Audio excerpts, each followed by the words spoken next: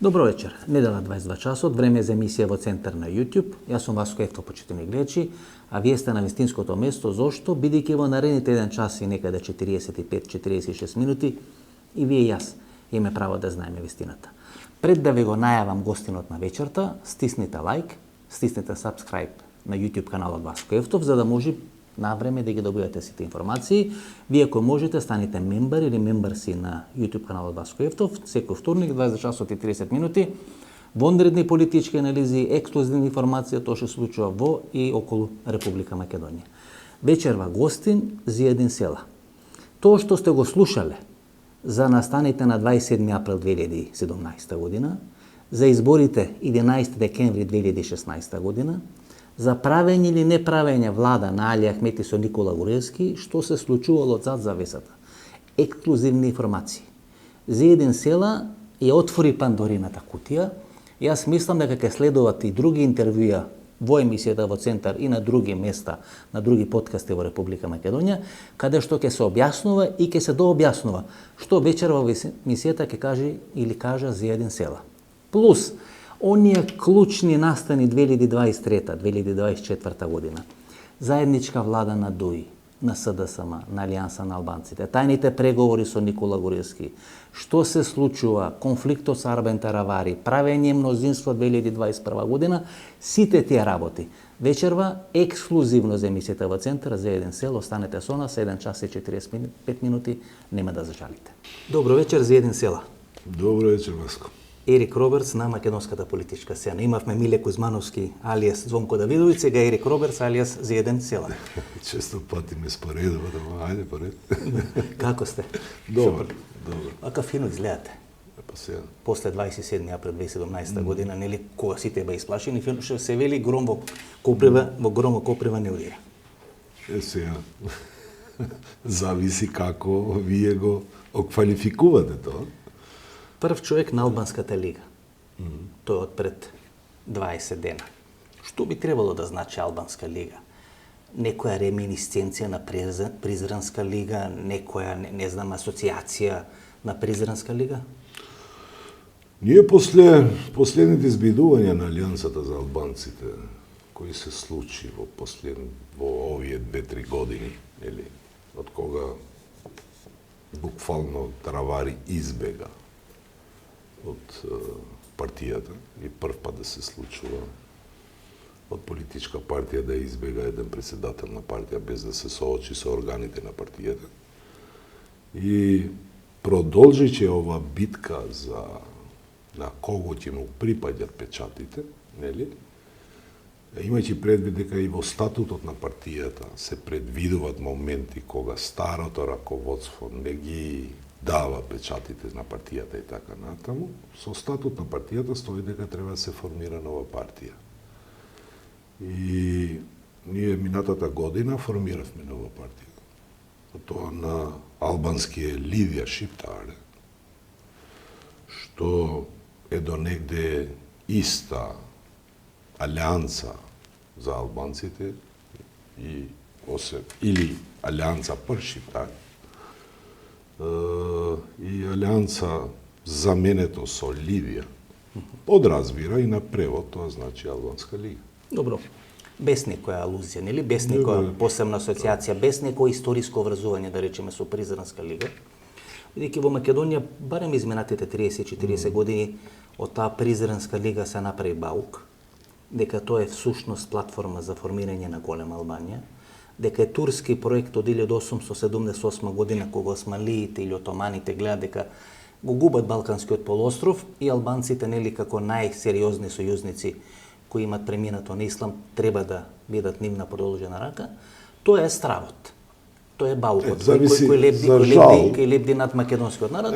Зиедин Села сега прави реминисценции на некои историски негови конструкции. Историјата во ова држава се чита различно од секој граѓанин, од секоја етничка заедница, за жал. Дури имаме и званични документи во вид на енциклопедија, каде што ја секогаш сум историски невистини искажани во таа енциклопедија. која за жал беше финансирана од страна на државата. даноците на сите граѓани. Така е. Нели? И во кој се кажуваат невистини за минатото на ова поднебие, нели? Не само на албанците. Да бидеме поштени. Зборувам за овој дел, а можда и за другите, нели? Некој имаше амбиција додека е жив да напише историја по негова мерка, по негов терк. Тоа е суштината. Без да биде свесен, според мене, последиците кои ги ствара. Бидејќи кога зборувам во врска со ова тема, мене не сум многу.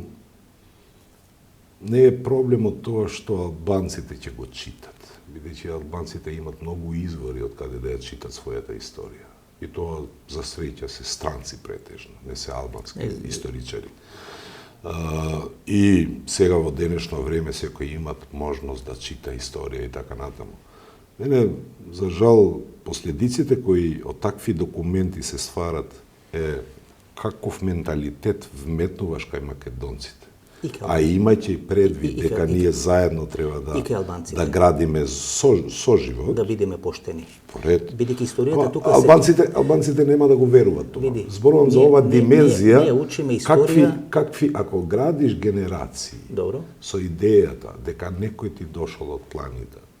Не, дека некој дошол од Кавказ. Или од Кавказ. Од Кавказ. Од Кавказ. Таму Азербејџан, граница со такви работи може да измислат само непрофесионални луѓе, според мене.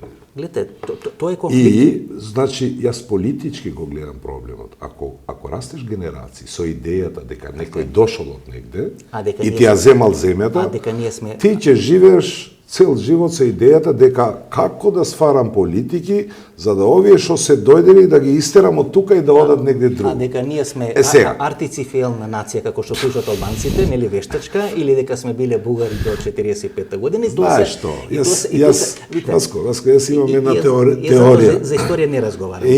Има една точна изрека што вели вака. Јас верувам во тоа. Никогаш не се знае кога се раѓаат народи. Така е. Ама точно се знае кога престануваат да постојат. Или како велат. И сега, тоа е. Или како велат. Да.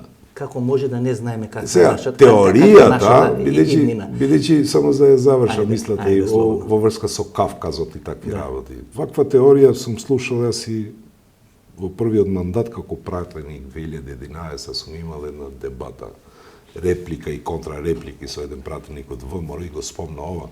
И реков, ево, јас не сум историчар, ама ќе прифатам. Обично, кога народите се движеле од некое место, има продолжеток. Така е. Или, ако се работи за среден век или некогаш, ево, пример, словените се знае дека се од северот, од Русија и има продолжеток. Украина и се продолжува. Јазичен и такви работи. Реков, како сме дошли ние од Кавказ, ние од албанците, со авиони ли? Бидејќи нема продолжеток. За боња на вистината. Има некои села во Бугарија. За боња на вистината има еден регион тамо горе, Азербејџан, што ама јазично и културно не одговара јазично на вашето, за јазик зборувам. Има регион кој се нарекува Албанија, меѓутоа не е тоа тема на интервјуто. Не знам дали читате како ве представуваат на Википедија. Дали сте прочитале како за еден сел е представен на Википедија? На Википедија тоа ти е шведска маса, секој може да влезе и да пише. Сега вештачката интелигенција го прави, кој човек вака чита кој е за еден села и испаѓа дека вие сте најопасен, значи не Талат Џафери, не Али Ахмети 2001 година за еден села тука правел и така натаму. Да слушам. Не Бали Комтар, него тука сте вие главен противник на македонскиот народ. Така се доживувате, така се чувствувате како главен противник на македонскиот народ? Знаете што, Васко, тие што ме знаат од блиско, ме знаат добро. Јас сум бил успешен лекар, ако треба за себе да зборувам. Тој пишува медицинска кариера. Сум работел во планински предели, во македонски села, со македонци.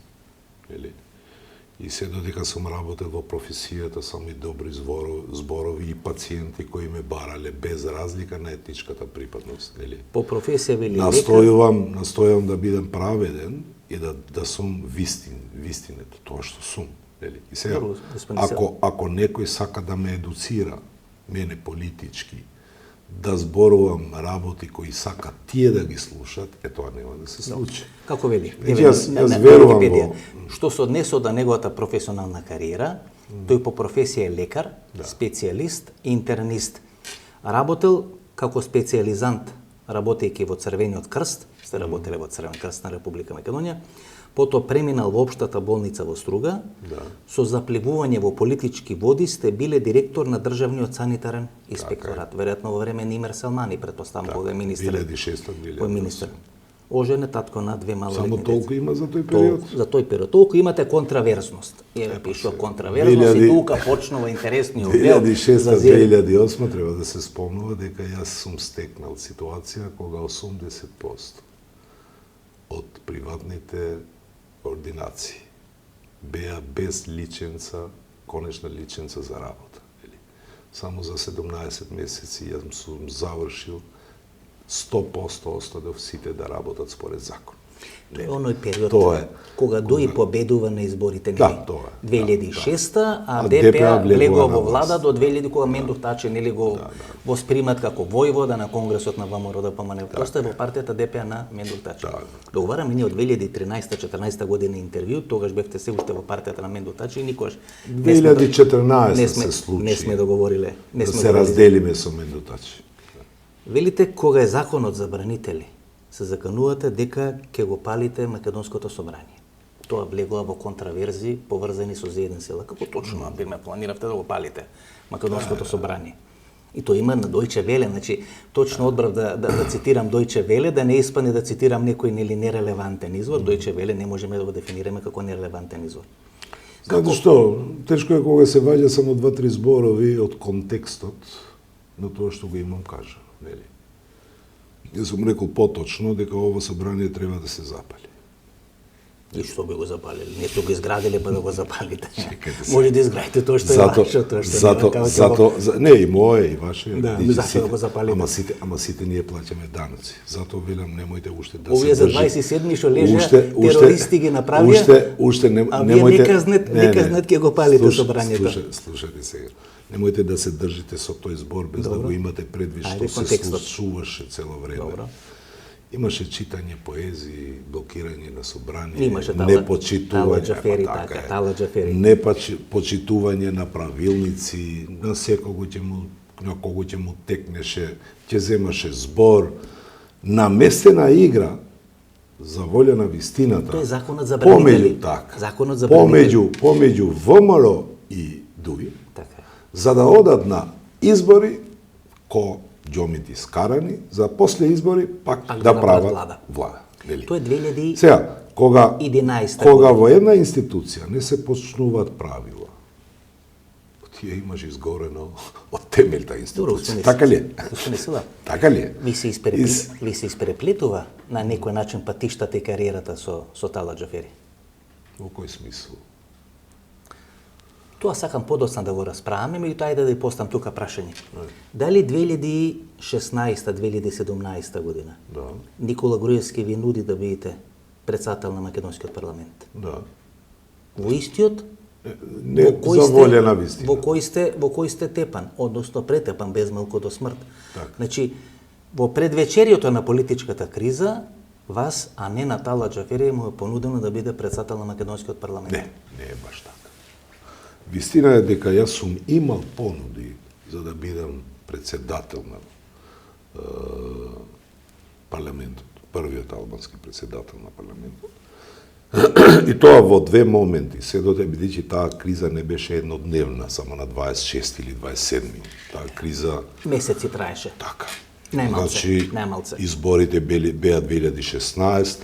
11 декември 2016. Имаше рок мандатарот Никола Груевски за да прави влада, па не успеа во тоа. Во тој период кога Груевски имаше мандат, не лично и директно од господинот Груевски, јас не сум го сретнал, сега никогаш да седнам и да разговарам со човекот, него од еден представник од странска амбасада ми е понудена истата работа, нема да го спомнам на која амбасада, не е коректно, нели? И плюс истовремено и закон за употреба на езиците. Што се двете работи? Да. Законот денес за употреба на езиците вие го имате согласено со Никола Груевски. Не Кој е ставен на маса и на Зоран Заев, тогаш ги праќа Оливер Спасовски, предпочитувам да ги знаете работите, Десковска и Рада Шекаринска. Најмногу што мразам е дезинформација. Добро. Јас ќе ги кажам работите какви што се. Говориме за 2016-17, добро. Да. Јас директна понуда како прва од господинот Груевски не сум добил и не сум седнал ниту да разговарам во врска со Но е понудено местото спикер на парламентот. Во преговорите со албанскиот фактор. И тоа ако зборуваме за тоа место, во 2 наврати ми е понудено. И со Зоран Заев ми е понудено, не сум прифатил. И со Никола Груевски. Не сум прифатил, бидејќи и денеска не ви прифатил. Не ви е суден парламентот. Не е мојата политичка кариера за позиции, да земам позиции. Но е битен елемент. Јас сакам да носам закони кои се добри и ги прави рамноправни граѓаните. Не интересира. Битно за да можеме контекстот да го дефинираме. Не, во ред. Да го дефинираме контекст. Бидејќи има Затоа ако некој мислел дека јас ќе му бидам конкуренција, ако во тој контекст го ставаш, ви се преплета. Нема вистина во тоа, бидејќи не. Никогаш нету сум помислил за да бидам председател. Ќе го разговараме села во делот на 27. Во врска со законот, да, имаше понуда од страна. Има 3 предлог закони. Едното понудено од ВМРО ДПМН. Добро. Другото договорено помеѓу ДУИ и СДСМ и третото договорено помеѓу мене, ДУИ и СДСМ. Каде што ја го вметнувам тоа што го размислувам и дел ми е скратено во врска со употребата на албанскиот јазик во склопот на тоа што го дозволува Уставот. Со кој, за волја на вистината, мојот предлог беше дека првиот член треба да почне со јазикот кој го зборуваат над 20% од граѓаните и кој е различен од македонскиот јазик, е албанскиот јазик и во понатамошниот текст продолжуваме со албански јазик. Тоа беше тоа што јас го само да разјаснам. Како компаранција, да. Толку е важно. Зошто? Јазикот? Нема зошто, на пример. Ама чекај, да зборуваме, само да ја кажам вистината со ова. Првиот предлог на ВМРО беше до негде сличен на законот кој го имаме сега. Многу поунапреден од договорот што ДУИ го имаше постигнато со СДСМ. Тие што ги спомна, Десковска и така натаму. Значи, јас, кога сум добил телефонски разговор од Заев за да направиме, бидејќи без мене не се правеше мнозинство, така е. Јас на телефон му имам речено дека не сум јас тој што правам мнозинство, бидејќи јас ги имам изгубено изборите, адресата ти е ДУИ, нели? А ако сакаш со мене да седнеш, треба да договараме закон за употреба на јазици. Тоа беше моето барање, нели? Може ли да ве И сега, само за компарација. Ајде. Договорот кој се постигна и кога го гледам јас тој закон, јас одма му се јавувам на господинот Амети и му велам со ваков закон мои гласови нема. Седнувам и со представници на меѓународната заедница, јас го разјаснив со нив, бидејќи во предлогот на СДСМ и ДУИ, знаеш што беше разликата? Го имаше истиот закон од 2008, каде што со закон ти се дава правото да зборуваш, а не да пишуваш. И истото право што во собрание постои само за да зборуваш, избраните министри во влада, кои се дел од припадниците на етничката заедница кои го зборуваат она дефиниција фамозна што е на 20%, да има право да зборуваат во седници на влада на албански јазик. Сега, јас тоа го разјаснив само со еден аргумент. Кога седнав, што е проблемот, реков, во Уставот ти пишува за јазикот кој го зборуваат на 20% од населението и неговото писмо. Добро.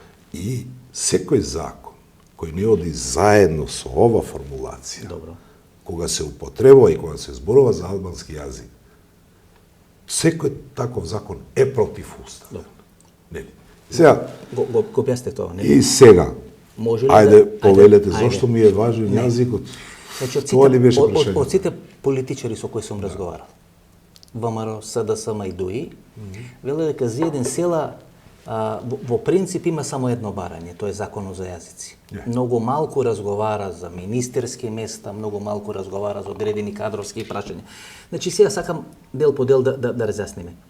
Дали вие не прифативте да бидете председател на собрание, бидејќи во тој момент не сте можеле да пишувате, односно да не можело да биде користено албанското писмо, тоа е причината што не сте прифатиле да бидете, дека не е усвоен законот, а вие би требало да бидете председател на собрание кој требал да делува во услови кој нема таква законска рамка. Не се забрануваше во тоа време председател на собранието да зборува на албански. Бидејќи Талат Џафери се подготвуваше повеќе години како подпредседател на парламентот.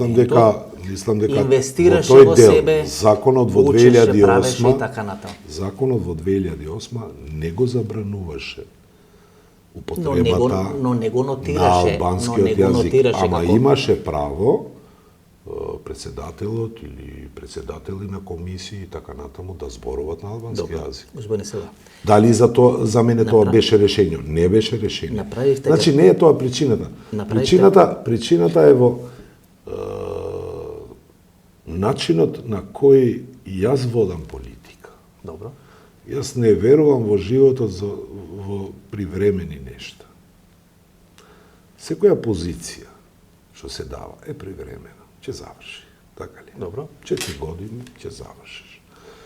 Во иста ситуација албанците се бидени и во време на бившата Југославија, така ли? Добро. Сме имале председател на државата, ама од друга страна сме Добро, што ги имале Волнет Старова, се сме имале председател на собрание и така натаму. Волнет Старова председател на собрание, а од друга страна албанци кои немале право ни албанско име да се впишуваат кога им се раѓаат деца, така ли? Или албанци кои немале право да купуваат имот во безистенот во центарот на Струга. Значи, можеме да зборуваме за тој дел платформа, нели како геноцид направен 912-44, односно 58-7 година, нели 6-та се пролонгира тоа.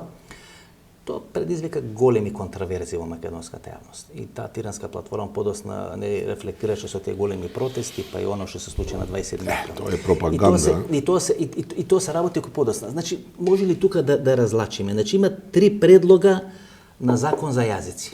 Еден на ДУИ на ВМРО ДПМН. Ама јас тоа сакам да ти кажам, ти сега ме направи. Еден на ДУИ и СДСМ, каде што е Оливер Спасовски. Јас го отфрлив тоа. И имате трет ДУИ, СДСМ и Алијанса на албанците.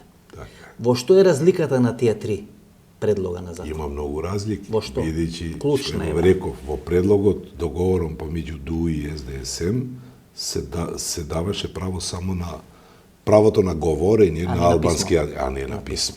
А во договорот на ДУИ и ВМРО сега што го има, во договорот на ДУИ не ДУИ ВМРО, тоа беше како предлог на ВМРО за што би седнале, да разговарат и таква понуда ми се пушти и мене. Сега, со која причина законот, како би гласил, за волја на вистината, да се каже тоа што е право да се каже, не сум добил таков предлог од страна на ВМРО, него од ДУИ ми се даде предлогот што што тие би биле спремни за да го прифатат, нели? Тоа е пред правење на влада 2017-та? Да. Значи тоа е во предвечеријен, условно речено, на тиранска платформа. Ама сега, кога мислиш нема тиранска платформа? Ние сме имале средба кај господинот Еди Рама, ама таму никаква платформа не сме договарали ние. Средба во врска со политичката ситуација. Договорот е постигнат тука во Македонија. Добре. За што се залагаме? А од друга страна, јас цело време сум зборувал во врска со идејата на значи политичкиот механизам за заедничка маса на политичките представители албански кои се представени во собранието. Добро. Тоа е идејата, не е тиранска платформа. Ајде да не ја пролонгираме. Тиранска платформа е во тој момент треба, јас ги памтам тие моменти, изјавата на Билал Касами. Дека сме имале тиранска платформа на БЕСА, или после средбата со Никола Груевски, пред да се замине господинот Груевски, тогаш премиер, Имаше конгрес, мислам, во тој период на европските десничарски партии, ИПП, така, кои пред да си замине Груевски во Малта, мислам дека во Малта беше, јас добив информација дека имал средба со господинот Билал Касави, не знам, овој Зечирија Ибраими и не знам, тројца се бидени, нели? Сега, можда тука може да се најдат одговорите и за таа соработка, уште од тогаш, па уште и ден денес. Тогаш е Ангела Меркел. Да. Се уште канцелар на Германија. Сега, ако треба уште малку да се во ова која е разликата? Разлика со законите, бидејќи се врати. Прашуваш, па после пак се враќаш. Ајде. Значи не е само тоа, дека и правото на пишување. Но да може и сите тие промени во ред, сите тие други промени во правосудство, униформи. Тоа произлезе од како седнавме и да ги направиме и овие делови. А единствено што се разликуваше со предлогот на СДСМ со законот и ДУИ, со законот од 2008 беше само правото за да министрите да говорат на албански јазик. Во влада, бидејќи истото право, за жал, министрите тоа право го добија 2011 во собрание, бидејќи го немаа тоа право, и Дуи сакаше да го покаже тоа како големо постигнување. Голем успех. Нели, успех. Јас памтам дека тогаш како нов пратеник Ислигов рекол со ова логика што легализирате јазик на 4 години на 4 или 5 албанци министри, ќе ни требаат 1000 години за да легализираме за се. Скокнавме некој настаник, ќе се вратиме после, дојдовме до Тиранска, ајде да дефинираме. 11 декември се изборите 2016 година. Зоран Заев не победува на тие избори, но условно речено е нова голема звезда во албански средини. Да. Има десетина албански средини каде што Зоран Заев има добар, да не речам најдобар резултат. Подобар од ДУИ, подобар од БЕСА, подобар од Алијанса на албанците. Дел од тие резултати му се повторуваат и на локалните избори ноември месец 2017, значи 9-10 само Арачиново. Арачиново победи, отприлика имаше не добие градоначелник во Дебар, имаше најдобар резултат и така надначи, му се повторува. Да, само во Арачиново постигне. Му се повторува. За локални, да. Освен вас и Али Ахмети, 1-2 години пред тие избори се појавува и партијата БЕС. Со сериозно турско влијание, турска поддршка, логистика и така натаму, сериозен играч. Посебно Чаир, посебно дел на некои скопски општини. Поддршка и влијание, да, ама не знам сега да е само турска, варет, ама мислам дека има и други влијани. Значи, неколку месеци пред тоа, значи сакам лајт мотивот да го дам. Неколку месеци пред тоа се случат избори во Америка, на кој победува Доналд Трамп.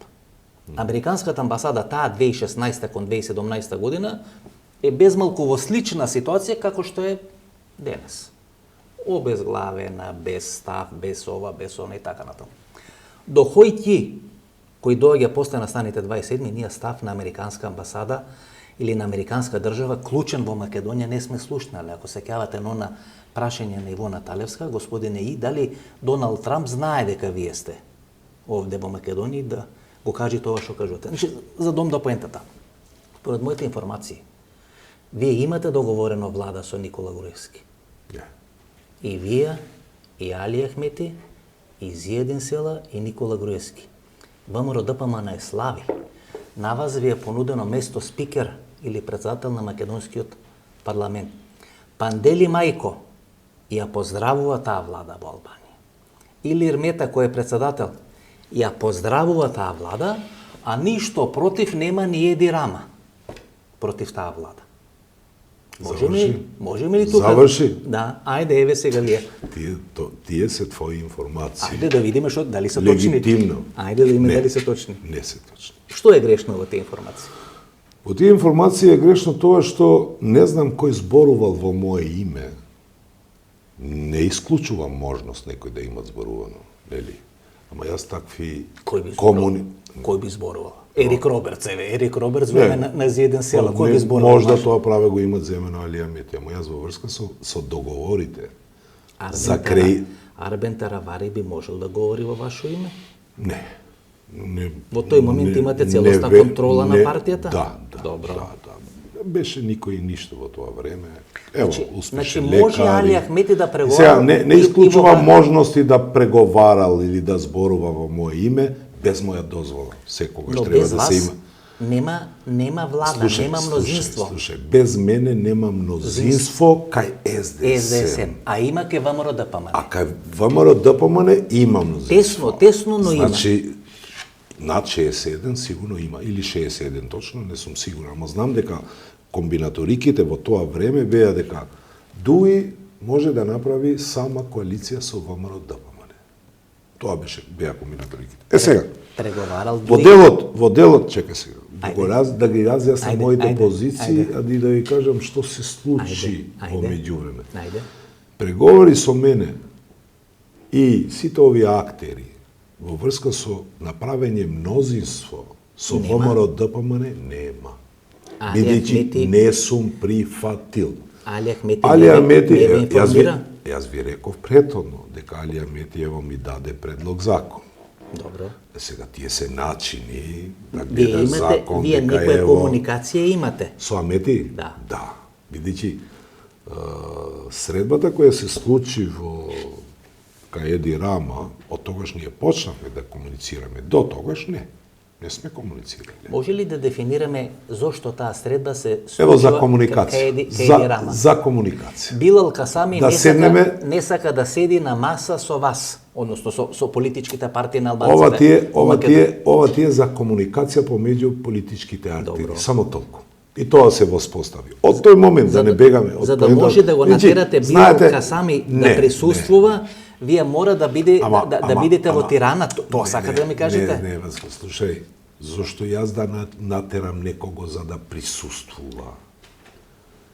Можда и мене некој требаше да ме натера за да присуствува. Бидејќи вака звучи дека намено јас сум имал план со Али Ахмети за да го седнам Билал Касами. Има Али Ахмети. Сега што има Али Ахмети? Билал Касами, а не Зијадин Села. Што има Али Ахмети, негово да си го каже, јас не сум комуницирал во тоа време со... Шарена револуција се крива како за Никола Груевски за ВМРО ДПМН, така за Дуи за Али Ахмети. Во ред. И Али Ахмети успева и од друга страна, Билал Касами и Беса шарената револуција. И Беса присуствуваат заедно со Заев во таа шарена револуција, а јас не. Господине Села, бидејќи не мислев дека ако вие направевте влада со Никола Груевски, таа 2016-2017 година, Зоран Заев ке ве згазеше на локални избори ке албанците 2017 година. Затоа ја правите тиранска. Ама кажете тоа. Чекај, ама не ме оставаш. Не, ќе го кажам, ама не ме оставаш. Ајде ме оставам. Значи ова моје беше што го кажуваш ти. Добро. Последното мое кажано на господинот Али Ахмети. Тоа последно му кажеш? Ево, сега ќе ти кажам, затоа ти велам, нема никаков договор помеѓу мене и овие невистинети дека договорено било така. Не, што договарале другите, не можам да кажам. Добро. Пред да се одлучи последниот ден кога Никола Груевски чекаше во балконот. Ко гледаш од прозорот? Нели? Мислам дека тој ден. Мислам, сега не сум сигурен, бидејќи јас не калкулирав колку се денови и што. Не беше моја работа тоа. Последниот ден? Јас имам средба со господинот Ахмети. Нели? И господинот Ахмети седнавме и ми вели: сакам да ти го соопштам која е мојата одлука во врска со тоа што треба да одлучам, со кого би коалиционирале, бидејќи овој период сме комуницирале и односот бил коректен и коректно сакам да ти ги искажам кои се моите ставови и што имам одлучено. Јас го слушам. Велит, јас имам одлучено за да одам во коалиција со ВМРО ДПМН. Легитимно, не го право, јас не го успорувам тоа. Бидејќи не сакам да го рушам принципот на победник со победник. Тоа беше изговорот негов. Ако не одам во коалиција со него, принципот победник со победник ќе биде нарушен. Го слушам. Ама ево ти правам понуда, ми вели, и ти да дојдеш заедно со мене да одиме во коалиција со ВМРО ДПМН. Од кога завршим, одговорам. Благодарам. што си отворен, нели? Истиот ден мислам дека требаше да има централно председателство на ДУИ. Ова е пред да биде одржано централно председателство. Реков, го почитувам твојот став. Видиш, твојот став е твојот став, ама за моите чекори јас ќе земам сам ставови и ќе одлучувам сам, нели? Реков, јас нема да бидам дел од таа коалиција. И мислам дека и ако сакаш моje мислење, мојот предлог би бил и ти да не бидеш дел од таа коалиција. Бидејќи ние имавме толку многу проблеми и сите тие прислушкувања, кои не тврдам дека дел од тие прислушкувања не беше и ДУИ, нели? Што и не дека имам информации, му велам, ама ова не ми личи мене како не знам нешто што се има случено од внатре тука. Најверојатно има и други актери кои се вмешани во ова работа. Јас не би сакал да те гледам во коалиција, му велам, со ВМРО ДПМН во ваква ситуација кога нема никаква перспектива за договор со Грција. А од друга страна, ние треба да бидеме што побрзо дел од НАТО, бидејќи тоа се нашите стратешки цели зацртани и во собрание по сите етнички заедници, преку нивните представници, така ли, нели? Реков, не би сакал преку тебе нашите пријатели од меѓународниот фактор да не гледат нас како албенци, како пречка за да се случи промената и да има договор со Грција, не знаејќи тогаш кој ќе биде договорот, нели? И ние да бидеме надвор од НАТО. Нели? Па реков, јас дел од ова коалиција нема да бидам. А ти препорачувам, ни ти немој да бидеш, ама ти сам си одлучуваш, јас не можам да ти се мешам. Реков и една работа. Многу брзо ќе имаме локални избори, велам. Ќе направам коалиција со СДС и ми ќе победам од Липково па се доструга. Тоа беше. Тоа е разговорот. Тоа е разговорот. Дента... И тоа е вистината во врска со ова договор и ова го поздрави оној. Јас не знам кој е биден присутен, ама јас дел од такви договори не сум бил. Извини. Значи, ова е неколку часа пред централното председателство на ДУИ. Така. И одеднаш на централното председателство на ДУИ се појавуваат, според пишувањата на медиите, трите подпредседатели тогаш. Изет Меджити, Невзат Бејта... Како хероите кои не го дозволија... Ама тоа е лага, тоа е пиар на ДУИ. Тоа е пиар на ДУИ. Така што, значи, телефонскиот разговор, нели два телефонски разговори се чекат. Еден на Майкл Флин од страната на Трамп, кој треба да речи ВМРО и ДУИ да прават влада, а вториот, нели, непознат, анонимен телефонски повик, кој вели нема да правите. Значи, тоа е анонимен телефонски повик, усвари, всушност, за еден села, кој ми Али Ахмети ќе направам влада со СДСМ, односно ќе направам коалиција и ќе победам Липково. Сега, не можам да тврдам дека тоа е вистината, но тоа е, мислам, тоа е причината. Ама вистината за разговорот и за целава работа е ова. Зеден. Како актер директен политички. Сега, ДУИ знае да прави пиар. Да направи пиар, така е. Знае да им дава заслуги на нивните политички представници. Дека биле визионери. Сега. Дека еве спречиле Ама ништо нема вистина во таа. Добро, не се разговараше тогаш можеме да бидеме дел на власта, но без Никола Груевски, например, Емил Димитриев или министерот овој што беше за дали од ваша страна, дали од ваша страна беше влезено во такви... Не, ама затоа се обидувам. Немам информации во врска со тоа, бидејќи јас во таква шема, коалиција со ВМРО ДПМН, во тоа време, ниту сум разговарал и ниту сум сакал да разговарам. Добро, господине Села. Можно ли Али Ахмети ова да го има кажано не само на централно председателство, туку и кај Никола Груевски? Не знам тоа. Бијќи, се обидам да дефинирам од каде гневот на ВМРО ДПМН кон вас, кој избликнува на 27 април 2017 година. Знаеш што? Тоа беше подготвена хајка против мене. Како прво. Зошто? Зошто, например, против вас? Чиста математика. Јас не сум политичар кој можеш да го привлекуваш со давање, не знам, под министерски места или не знам, други профити. Веројатно најмала беше штетата. Ниту сум бил, ниту ќе бидам. Најмала беше политичката штета вас да ве нападнат.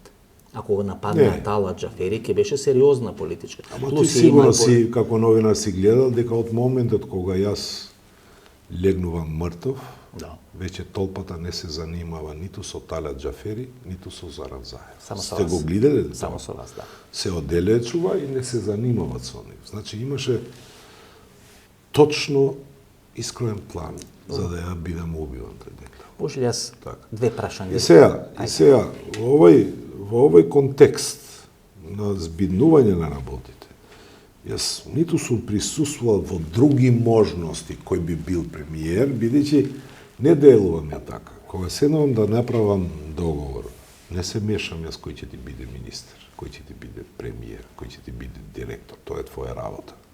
Како што го почитувам и ќе ме го почитуваш, мојата одлука. Така делувам, така размислувам.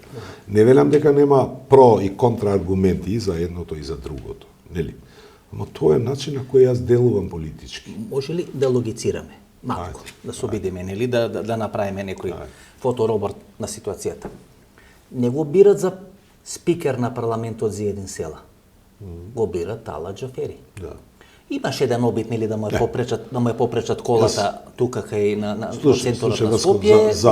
За волја на вистината, бидејќи треба да бидеш коректен и со политичките представници и те кажуваш вистината, јас така размислувам. Добро.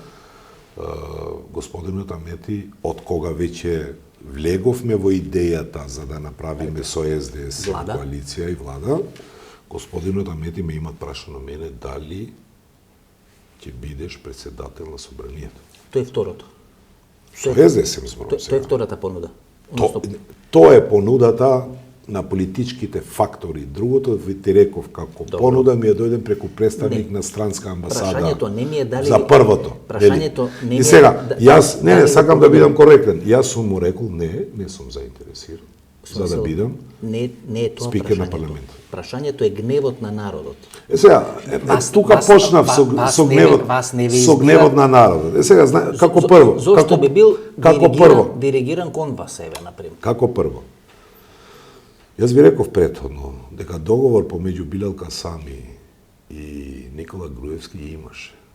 Пред да се замине на ИПП, Груевски има средба во собрание, не во Малта, во собрание случајно средбата, и имаше договор со него. Нели?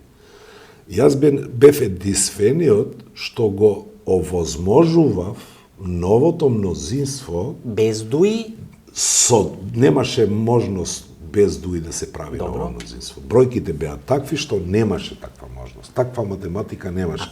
Сега, ние имавме три пратеници, колку што памтам. Три пратеници. Беса, мислам дека имаше 5. Тачи имаше 2. Или? Значи Дуи беше некаде 10. И Дуи имаше 10. Бројот на пратеници на СДСМ не можеше со 10 пратеници да имат 61 пратеник за мнозинство.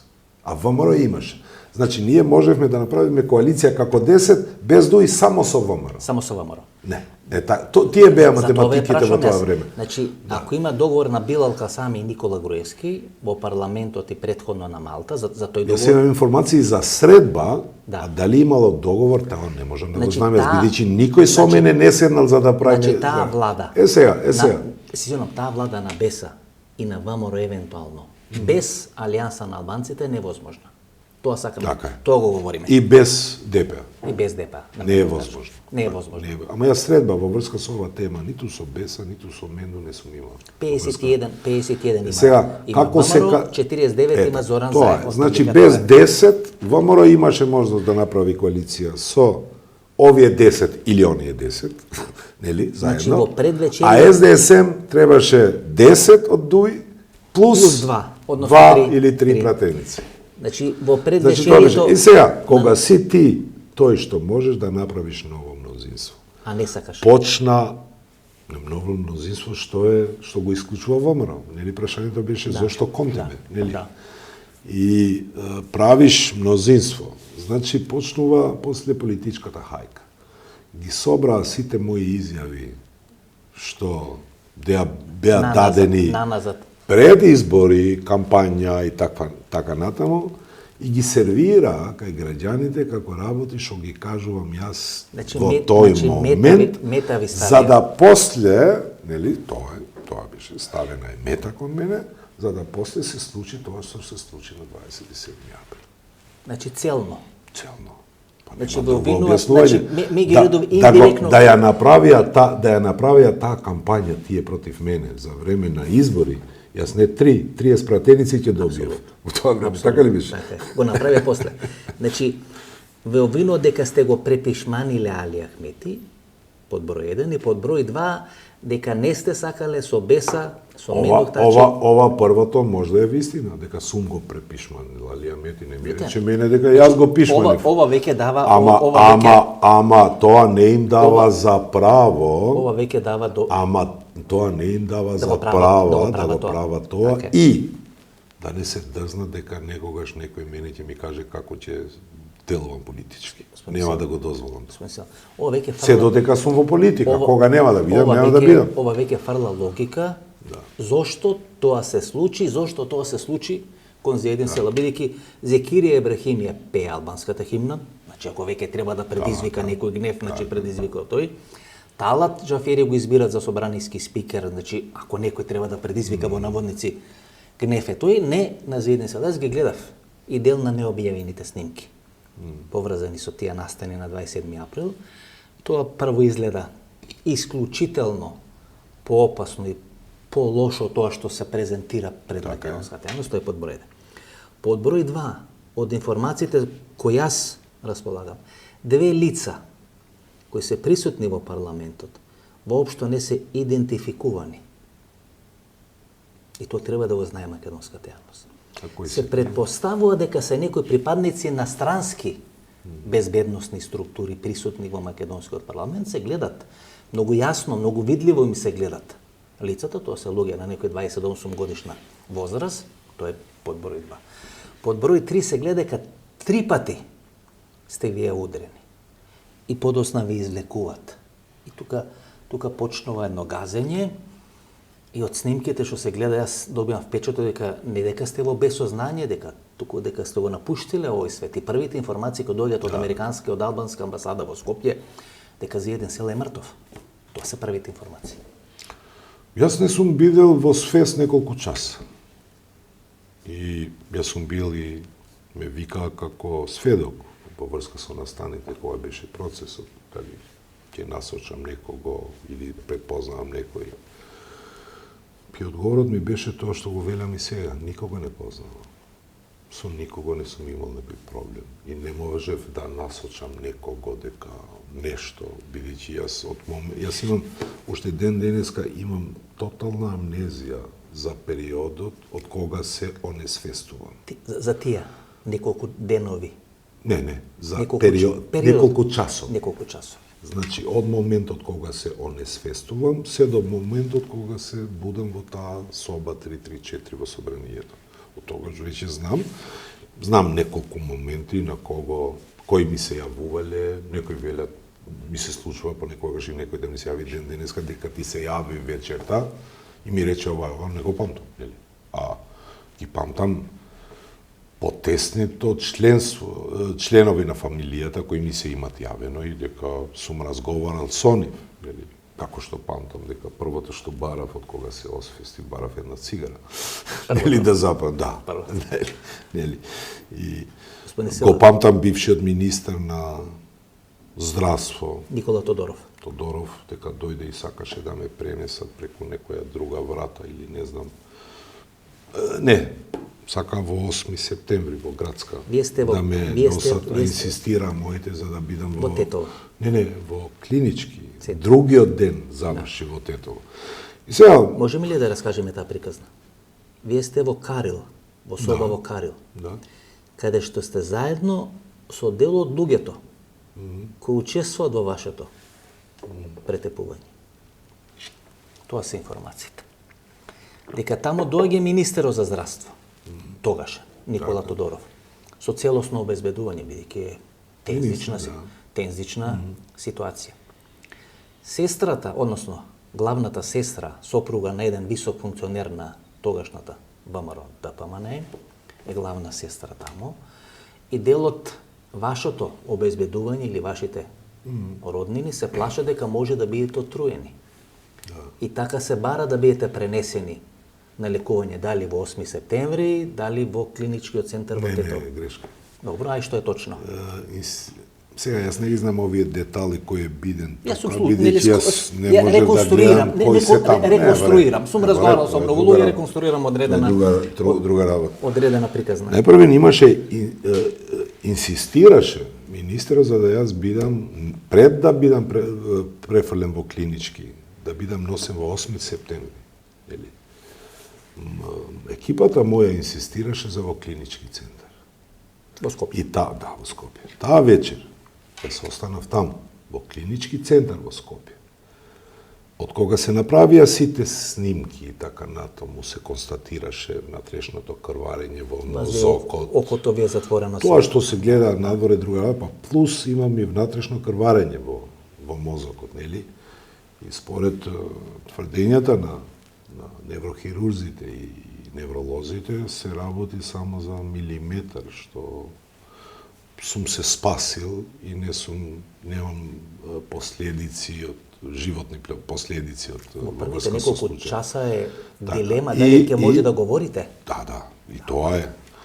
И тоа се разјасни до другиот ден са бајле, јас од Карил се префрлувам во една друга просторија и во меѓувреме одлучено е, ама јас не сум во ситуација да земам одлуки, други ги земат и одлуки, други ја следат ситуацијата, како е мојата состојба, дали некој се обидува уште да продолжи со тоа и така натаму. Тоа јас не знам, бидејќи кога си веќе пациент со такви последици, други одлучуваат за тебе, нели? И ми пренесоа дека заради сигурности причини, безбедносни причини, јас треба да се префрлам во клиниката во Тетово. Тоа е. И реков, во ред, да, ќе се префрлам. Тоа се информациите со која не, ама рече или 8 или не, 8 беше првото. Каде инсистира, заврши во клинички и од клинички после заврши заради може да има труење, не да Боже или некои други ситуации.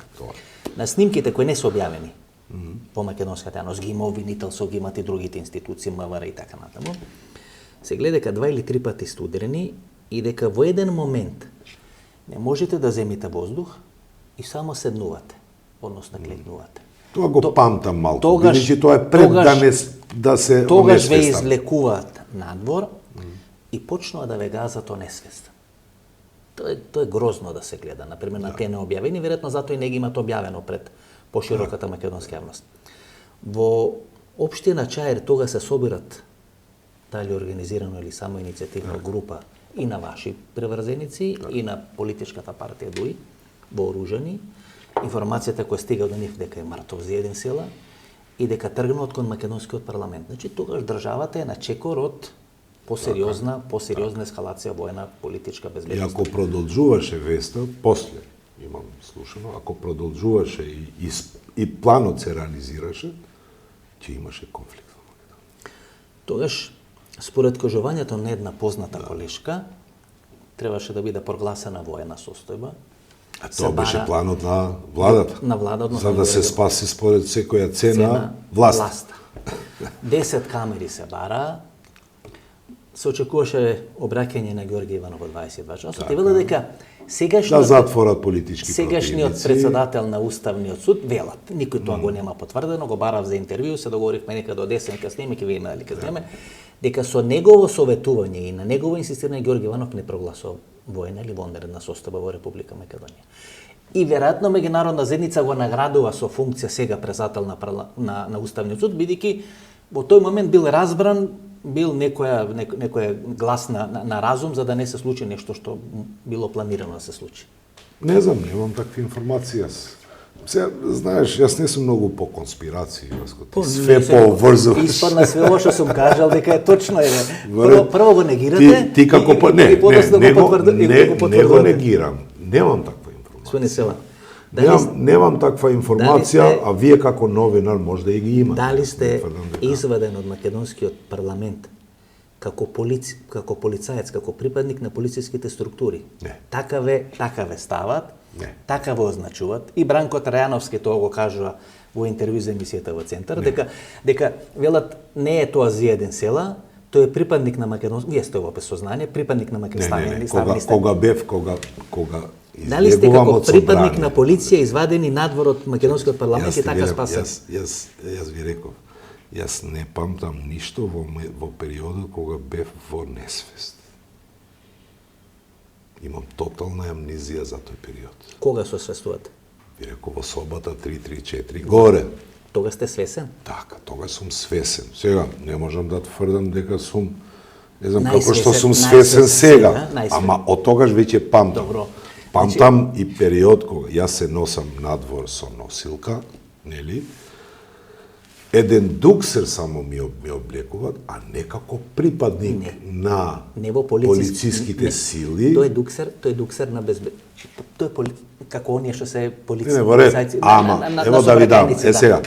А не се транспортирам со кола на брза помош, туку? Него се транспортирам со кола на, како се викат оние безбедно, овие полицајците што ги имат, хермелини или како се викат оние што се. Не памтам како се. Значи како полицаец. Не како полицаец. Скриен. Како лежечи, еве. Знаеш што, јас како лежечи полицајци. Во тој момент не носам јас одлуки. Друг носи. Друг носат одлуки. И тоа да, тоа е вистина. Тогаш ли се? Ама не како полицаец, како го планирале тие, тоа не знам, јас не ме интересира тоа работа. Тогаш ли се? А тука внатре ми беа мене мои луѓе кои транспортираа. Тогаш ли се ближувате со Арбен Таравари?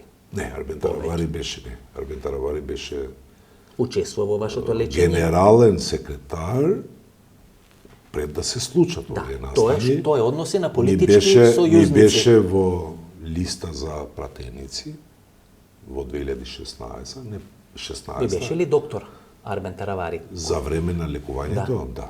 Тогаш веќе воспоставувате и односи на пациенти на лекар. Значи, освен што сте политички сојузници, сега, ние бевме политички сојузници се дружите и пријатели, се дружите како колеги. И фамилиарно, на среди со меѓународна заедница Не, фамилиарно. Сега, не дека има нешто посебно фамилиарно повеќе со Арбен Таравари колку што имам со другите членови на партијата. Затоа ли ве разочара толку Арбен Таравари со своето однесување? Арбен Таравари ме разочара затоа што јас сум го правил министер во тоа време. За здравство. За здравство. Јас сум го направил и кандидат за председател и градоначалник на општина Гостивар. Немојте да заборавате дека 2017 година јас во првиот изборен циклус ги победив заедно и СДСМ и ДУИ. Добро. Рамис Мерко беше трет во листата и направија за да го излезе втор, за да може да ме победи после на вториот круг, а во првиот круг 2500 гласови бев пред Рамис Мерко јас. Сега, а направив коалиција, јас го направив Таравари, направив коалиција за втор круг со Беса во тоа време, свесен дека со тоа можам да победам 3 општини во 6-та изборна единица, за да од 3 пратеници после партијата ми биде со 12, колку успеав 2020 година за да земам пратеници. Ама, господин Таравари требаше да знае дека јас моето место го ризикував како градоначалник, за да му давам победа нему и на партијата, нели? Да се кренеме како политичка партија и освен тоа, пак го направив и председател на партија, кога никој не го сакаше како председател. Тоа е 2022. Го шетав во секој огранок и пред подогранок, повикувајќи ги сите членови дека ова е мојот председател и сите што верувате во мене треба да биде и ваш председател. Господинот си замина преку политички дил со Мицковски, и Мицковски знаеше повеќе што ќе се случи во партијата, отколку што знаеше Зијадин Селја кој го имаше формирана таа партија. 2 недели пред да се случи расцепот во Алијансата за албанците, Мицковски изјави јавно во еден интервју, не знам, TV24 беше или во која биде, дека Алијансата на албанците се сподели на 2 блока.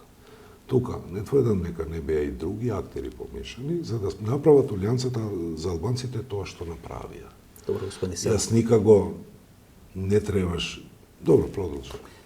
Ова фотографија. Ова е да еден он. Не гледате ова фотографија. Ова е ноември 2021 година. Види, ми треба ти научи сега. Тоа е доказ за искуство. Да, сега ми Тогаш сте текна. вие се уште лидер на, односно председател на Да, партијата. да. И вие не сте на таа фотографија. Така е. Тука е Димитар Апасиев, Аријанит Ходжа, Арбен Таравари, Снопче од другата страна, Александар Николовски, Христен Мицковски и Африм Гаши, сегашниот председател на собранието. Тоа е новото мнозинство кое поради Кастриот Кажиреджа не станува, не се формализира. Исклучен сте тогаш ко лидер на партија, не сакате да седнете со Мицковски, Не сум исклучен, не сакам. не сакате да седнете со Христен Мицковски. Можам да ви ја објаснам целава Ајде, слободно. ситуација. Зашто е битна многу ситуацијата, не сте разговарале до сега на таа. Уште сум председател на партија, ама после вториот круг на избори локални 2021, така ли? Да. Во тој период. Тоа е тој период. Така. И сега треба да сфатите една работа. Јас имав соработка со ВМРО-ДПМН во изборите 2021. За локални избори, така ли беше? Да. И тоа дојде како последица на соработката прогласена на ДУИ со СДСМ за локални избори. И власт со власт, опозиција со опозиција. Договор за неколку општини за меѓусебна подршка. Нели? Тука веќе почнува целиот план на ВМРО за да го покрене ликот на Арбен Таравари внатре во Алијансата за албанците. Во кој смисол? Не ми дава подршка, иако имавме договор во Струга, не бев јас кандидат, него на мојот кандидат во Струга, или го поддржува Арбен Таравари во Гостива, за да излезе дека Арбен Таравари победува, а Селак губи во Струга. Значи, на таков начин има многу политичари што размислува локално. Значи инвестира во А јас Арбен. не така. Инвестира во Арбен Таравари. А јас не размислувам локално. Да размислував локално, немаше да му дозволам Таравари во 2017 да победи, бидејќи тој коалиција беше со Беса. во минус, нели? А јас можев, без да направам коалиција, да го победам целиот резултат на маса, нели? Ама Да го дајте Гоствер да добиете Струга. па не требаше никого да Тоа е дам. политички. Коалициони партнери бевме, ве победив, дајте сега тргнете го вашиот кандидат. Нели? Или ќе се случи ова или она. Ама без разлика. ВМРО-ДПМН го подготвува оваа ситуација за да се случи. Нели? Го спрема председателот на Алијансата за албанците да биде по нивен терк. По нивен калап, или како сакате да го нарекуваме. Да го ваморовизира, да го ваморовизира. За да контролира, како што прави сега со Вле. Нели? За да го контролира политичкото действување на таа политичка партија. Во таа ситуација треба да имаш предвид дека ти како председател веќе си ранет. Ја губи Струга, ја губиш еднаш, два пати Струга, матичната. Значи тоа е идејата, за да се чувствуваш ранет и треба многу да се однесуваш со Не си дел на власта да имаш пари, така, зависиш од сите- една-две општини. Сите работи и треба да се запазиш. Гледам од друга страна, овој добива елан и сила Таравари за да излезе шо поеќе на емисија, да се искажува и ова и она и така. Тој беше радо виден гост на Така. вамаровските Има, медии. а од друга страна, изборите не беа демократски.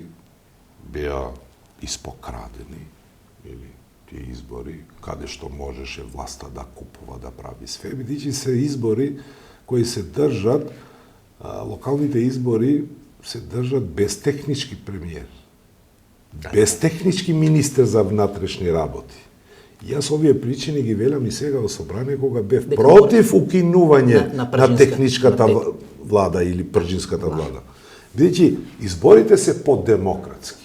Да бидеш лидер на политичка партија и да не размислуваш за слободата на граѓанинот кога ќе гласа, било кој да е, ти не ја заслужуваш таа позиција. И секогаш локалните избори беа повеќе како што беа и сега. И добро, господине Села. Како што беа сега. И сега во таа ситуација веќе се Беса излегуваат коалиција со СДСМ, бидејќи има прекупувања во врска со Желино, нешто така. Ние му помагавме на Беса тогаш за да се вратат, да се повторат изборите.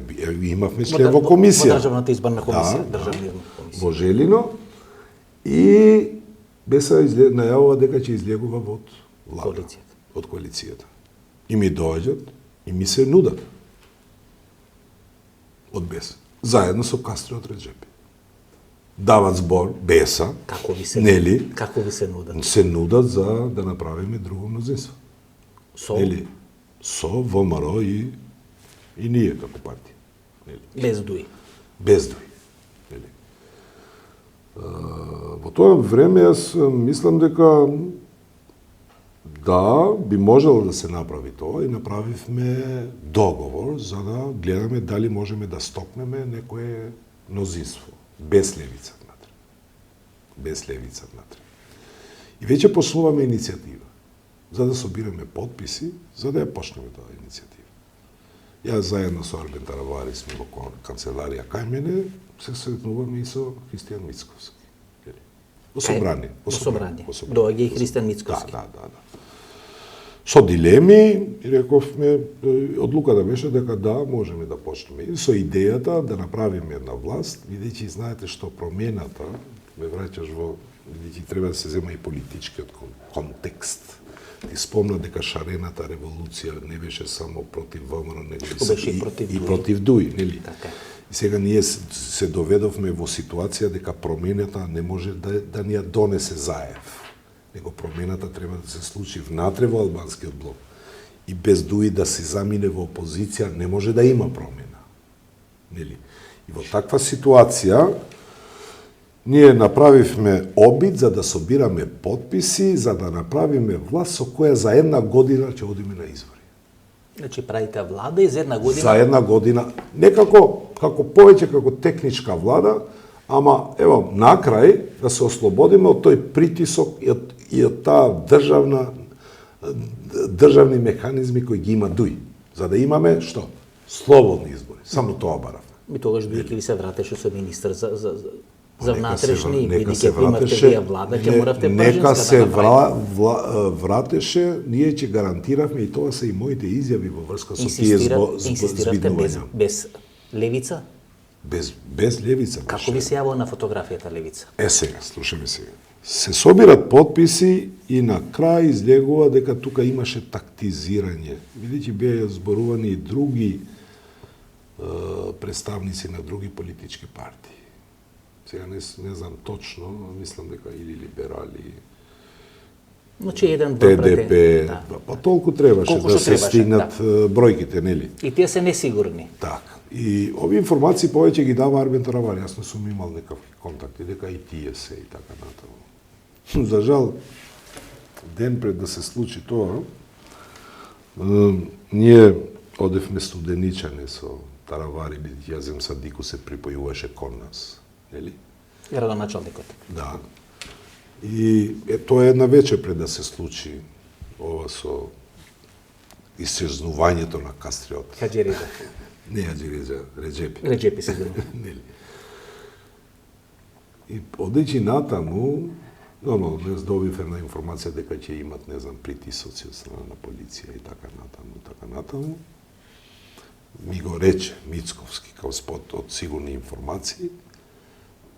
Арбен Таравари во кола со мене и кога завршив и се случи еден, не знам, имаше во Струга, на претеникот Јован. Да. Имаше една акција полициска тогаш. Така беше. Другиот ден беше. Родител, така беше, родител, да. Беше приведен. Ама ова е пред да се случи тоа. И Арбен Таравари ми вели: пријателе, јас утре одам во Турција. А јас во меѓувреме подготвувам терен за да постепено, бидејќи веќе 2002 ми беше година на Конгрес. 2022. 22. Да. Значи 2021 сме крајот, на пролет треба да имаме Конгрес. после избори јас донесувам одлука за да одиме на конгрес и не планирам да конкурирам пак председател. Го подготвувате Арбен? И го подготвувам Таравали. Арбен Таравали. Да биде наследник. И го дозволував јас оби неговите настапи и така натаму. Нека продолжи, не беше проблем.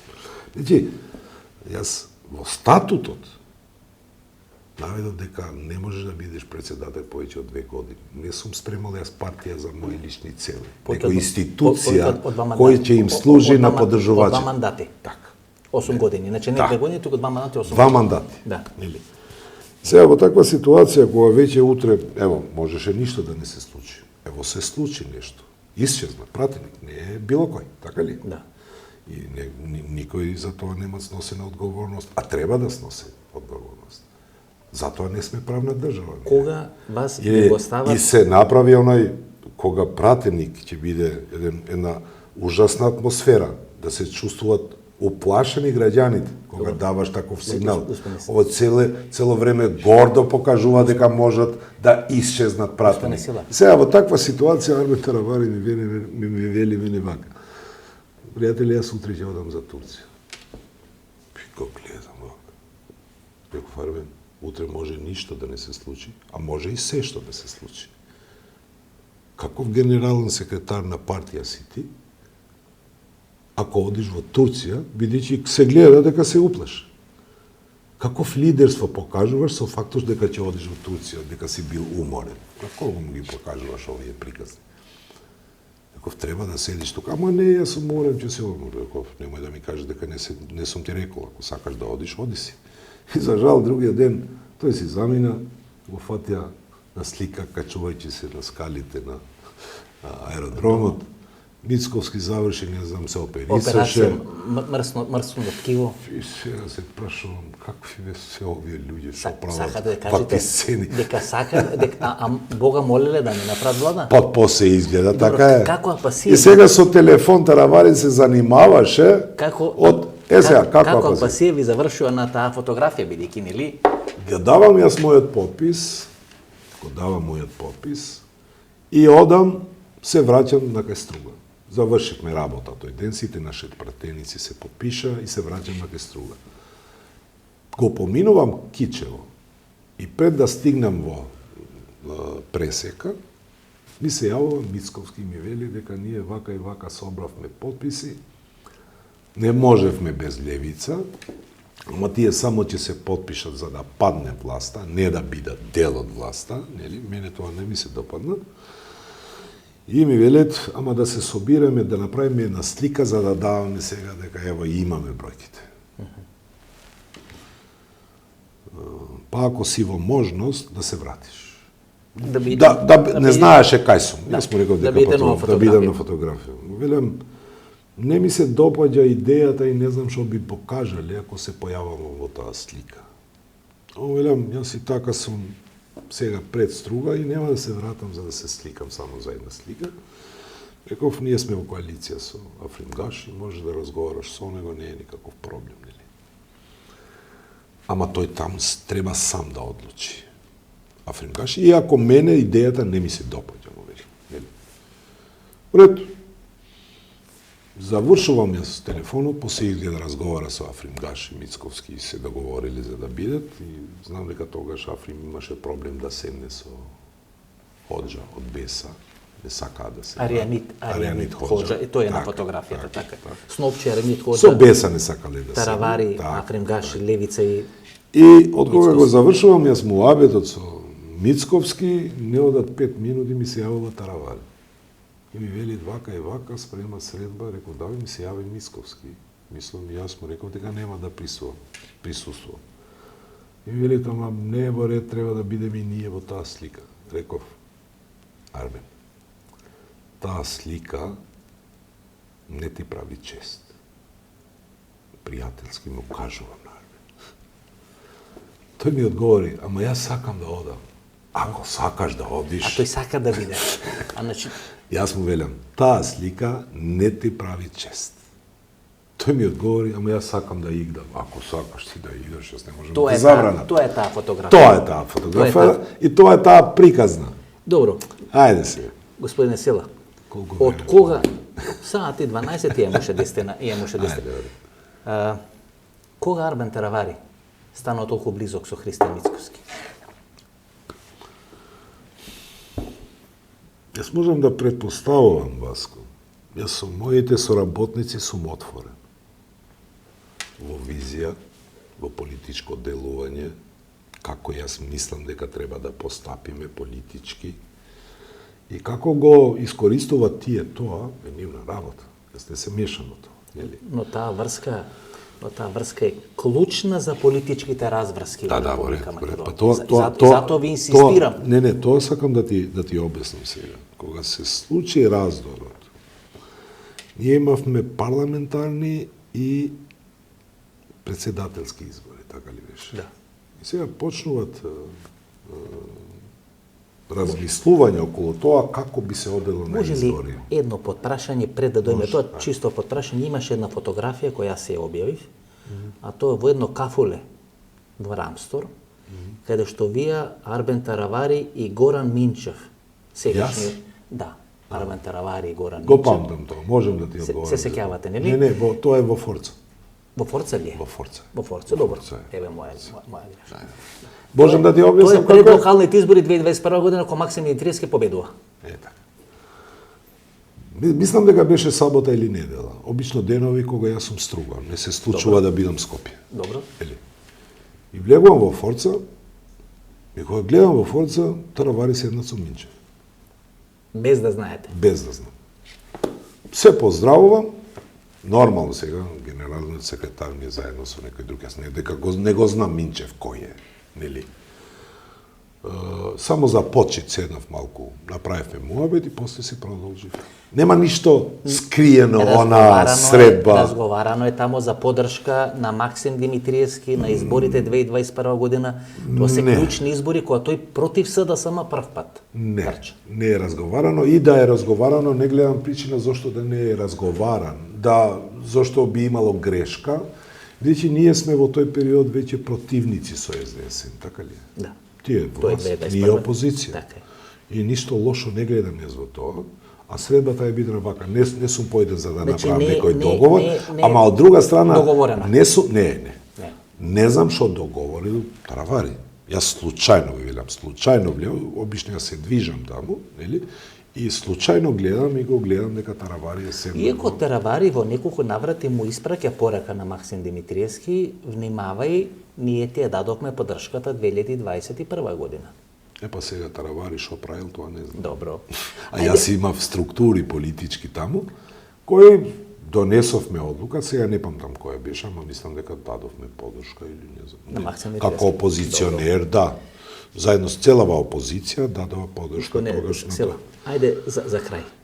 Да расчистиме, мислам дека тоа е клучно за политичките разврски во Македонија. Значи паралелно се водат горе-доле две операции, два процеси. Едниот процес е за формирање на здружена предизборна коалиција за Европска Македонија или коалиција за уставни измени во Република Македонија. И второто е за заеднички председателски кандидат. Така, тоа сакав јас да тоа. И тоа оди во некој паралелен слалом со операција тајни преговори за враќање на Никола Груевски назад во Република Македонија. Вие го имате и Арбен Теравари, но вие имате и министр за правда. Да.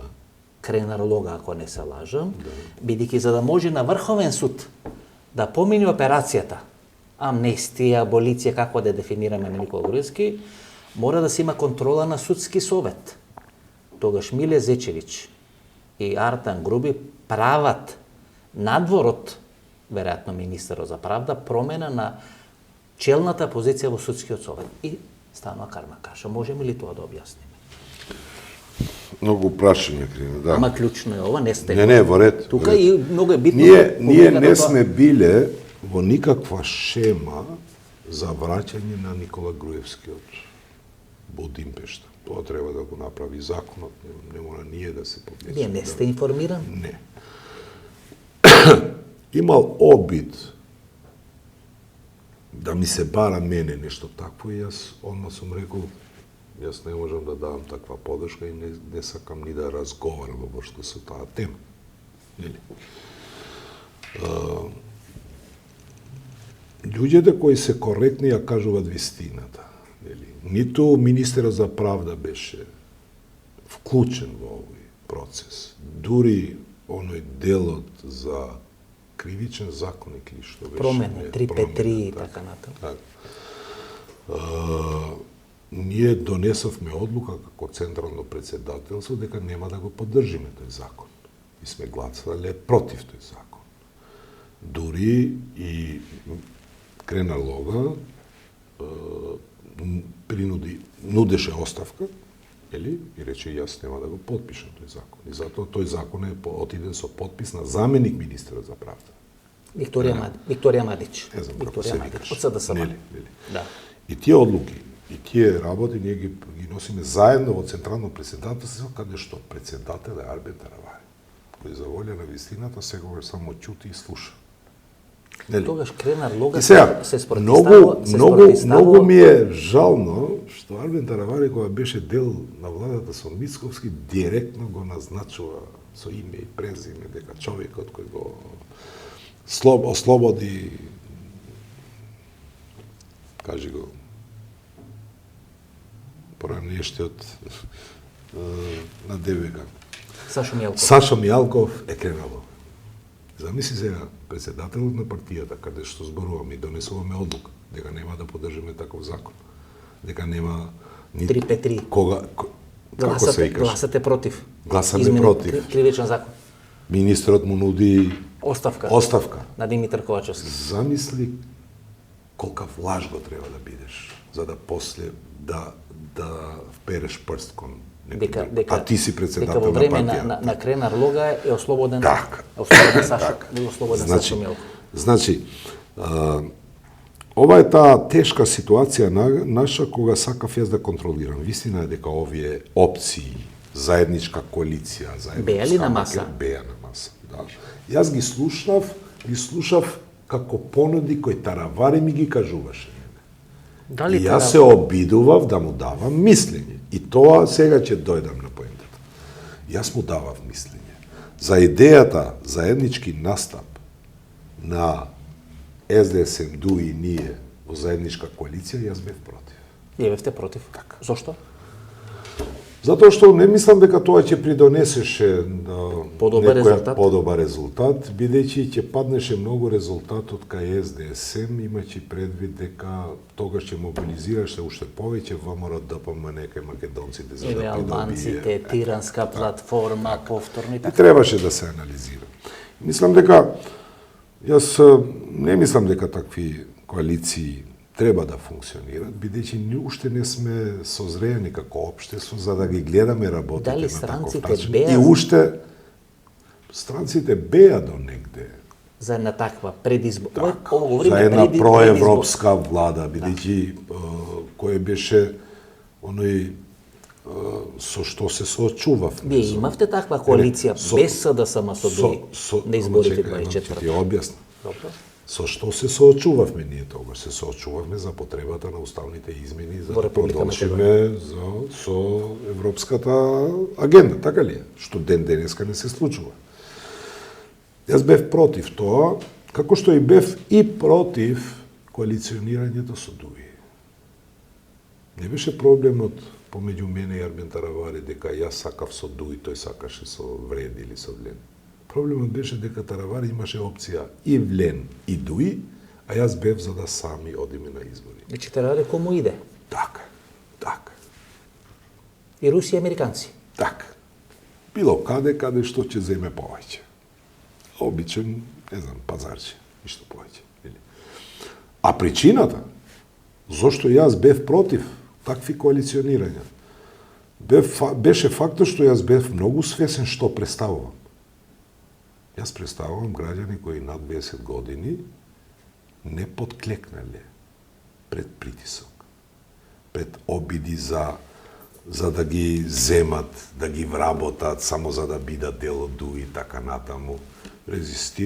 Правеле резистенција, бидејќи верувале. Добро, се извинувам.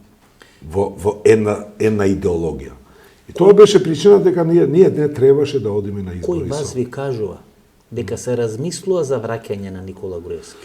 Чекај само уште малку Ајде. за да го објаснам Ајде. делот на вториот предлог, за да немаме председателски кандидат. И тука јас според моја логика го објаснувам зошто и што направи Тарабари после. Нели? Во идејата за дали ќе имаме или не председателски кандидат, јас истиот што 2019 излегов со кандидат за председател, Блерим река, така ли беше? И беше, и повикувајќи го албанците. Освежување и беше. Така. За да гласат за албанец. Во ова ситуација јас И го бев... победува, ако не се лажам, кандидатот на ДУИ. Да.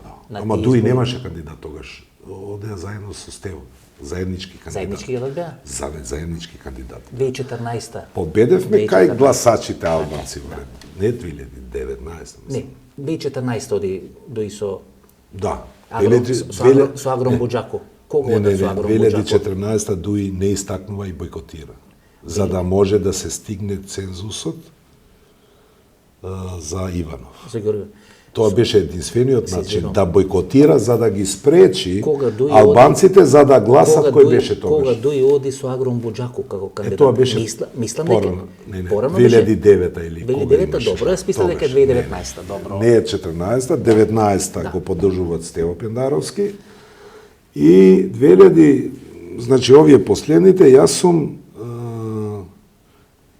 сум против идејата да имаме кандидат. Бидејќи се очекуваше ВМРО-ДПМН да се врати, да ги победи изборите, нели?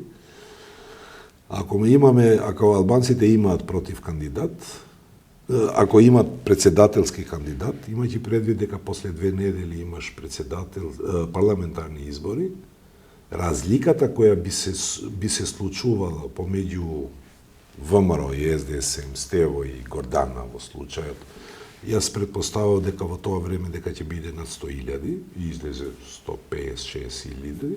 И тоа ти подразбира дека после недели ќе добиваш, ако сите анкети покажува 57-52 пратеници или 49 на ВМРО, тоа ќе ти дава уште 5, 6 или 7 или 8 пратеници повеќе. Нели? Да. И јас му објаснувам на Арбен Таравари дека ние овој пат не треба да имаме кандидат за председател, а не треба да има ни Дуи. Да дадем поддршка за да го чуваме балансот. Дали Арбен Таравари? А балансот, кој е нарушен сега, се чува преку чување на баланс кај македонскиот политички блок. Дали Арбен Таравари? Да имаме ситуација ни една политичка партија да биде силна, за да може сама да направи мнозинство. Сега, Таравари, моето видување околу проблематика отиде кај Мицковски и го дава како понуда. Добро. И излегува една вест дека колата на Таравари е во гаражите на Белата палата на ВМРО. И тоа е вистина. Ама уште ние не сме делени со Арбен Таравари. Вие добивате информација дека колата на Арбен Таравари... Арбен Таравари е наследба со Мицковски. Со Христијан Мицковски. И Таравари се нуди како кандидат за председател, дека тој ќе излезе кандидат за председател, со тоа што ќе ги спречи албанците за да гласат со Стево, за да овие направат разлика голема, како што направија, го објаснив, нели? Јас како што му објаснив на Арбен Таравари, како што и направија, за да овој стигне да се ближи до 61 пратеници, ама без разлика колку пратеници ќе земе влен, тие да бидат дел од власт. И одма после ова, без одлука на Централното собрание, Арбен Таравари дава изјава со која се прави коалиција со Влен и се прогласува за кандидат за председател.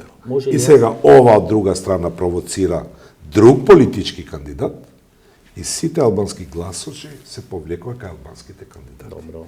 И тоа е приказната за овие бројки што ги имаме денес. Јас со неколку прашања или подпрашања да ја објаснеме цела ситуација.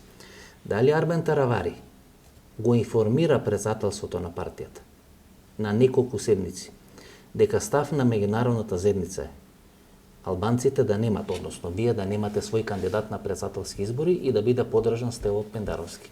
Дали Арбен Таравари ве информира дека меѓународната заедница му сугерира вие да немате свој председателски кандидат? Мене лично да, но во Централно председателство ова не е дебатирано. Под број 2.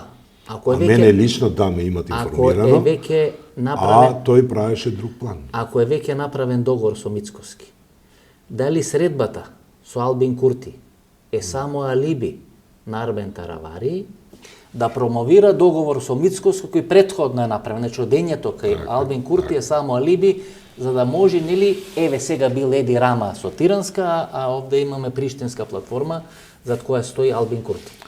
Албин Курти требаше да му служи како човек кој ќе му го покрива издајништвото кое го прави према нас. Или тој требаше да биде покровител на сите негови постапки, имајќи предвид поддршката која Албин Курти ја има во Македонија. Ја имаше сега ситуациите. Се менуваат. Се менуваат, бидејќи Така е. и неговото политичко делување во Македонија не е бидено коректно во однос на албанците за да не се менуваат. Нели, него во тоа време Албин Курти беше во зенитот на поддршката и тука внатре во Македонија. И Арбен Таравари го искористува тоа. Не само што прави такви средби со Албин Курти, него договара и моја средба со него. Со Албин Курти. Со Албин Курти. Каде што јасно јас му ги кажував сите ставови што ќе се случи, како што и све излезе.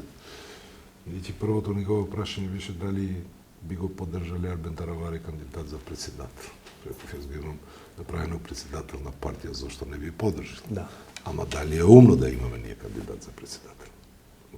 И му објаснувам све што ќе се случи, што се случи со проектот. За вас беше клучно ВМРО да нема таква разлика во првиот круг на председателски избори, за да може да се наметни како апсолутен фаворит и победник на парламентарните избори. Тоа е клучно.